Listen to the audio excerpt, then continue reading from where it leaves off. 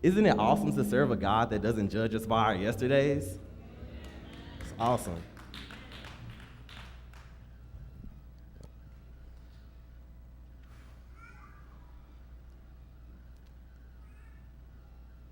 One of the most dangerous terms in English diction. If it could be translated into audio, it would sound like from the saxophone of Lisa Simpson. Two words designed and strategically combined to form the biggest oxymoron in the history of mankind. Almost.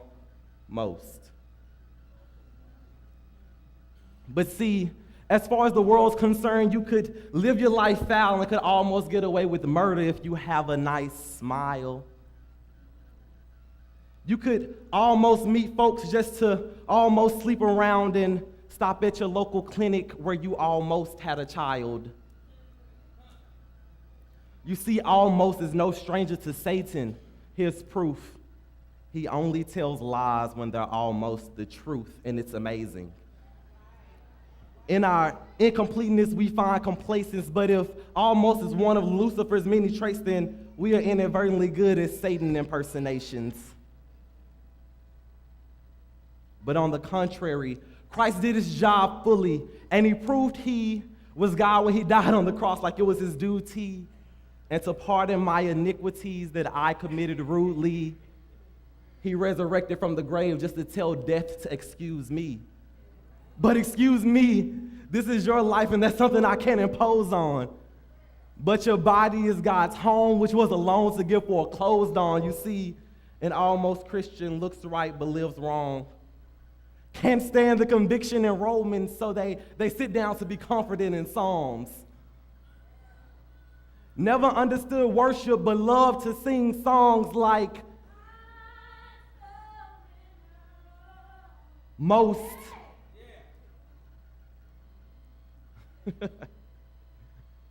Because it's far too expensive for you to spend your life on something that doesn't appeal to your five senses. See, nowadays, Christianity is like a Louis rag.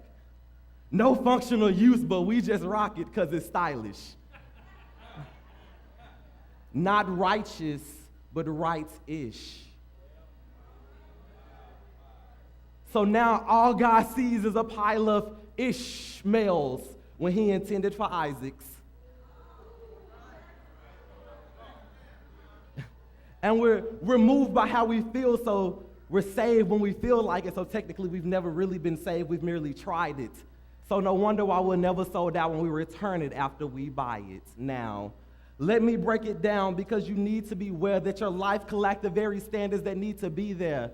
Because on that final day of judgment, while God's receiving his heir, will he say, son, well done, or medium rare? Because even by worldly standards, it'd be highly insane for you to start spending all of your money days before you almost get paid like parents. You wouldn't send your kids to a school that's almost safe. And ladies, would you really date a man who claims he's almost straight?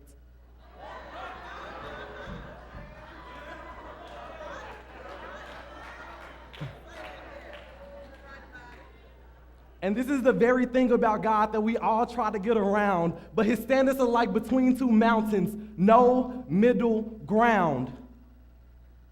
So a halfway life is unprofitable to you. Because after all the Sabbath services, Bible studies, prayer meetings, and everything that goes in between, God will say, I never knew you.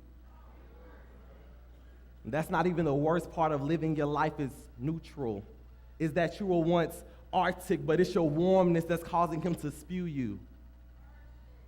And this is the very thing that had me. I was bound and held down by the unforgiving gravity of my spiritual reality. I was a Christian, or at least I portrayed the fantasy with a filthy personal life, but a God bless you, brother. How you doing, sister? Personality. I was a male enveloped by guilt because I was stamped a sinner.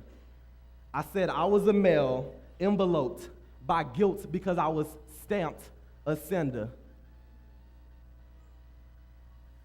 My message couldn't be received because I didn't represent my sender, but I was almost delivered. Despise the cross on which he was slain and the reason which he came. But don't worry, I'm almost finished. But before I leave this stage, we've all worked in sin, and death was minimum wage. I said we've all worked in sin, and death was minimum wage. And if it wasn't for Christ, we would have almost got paid.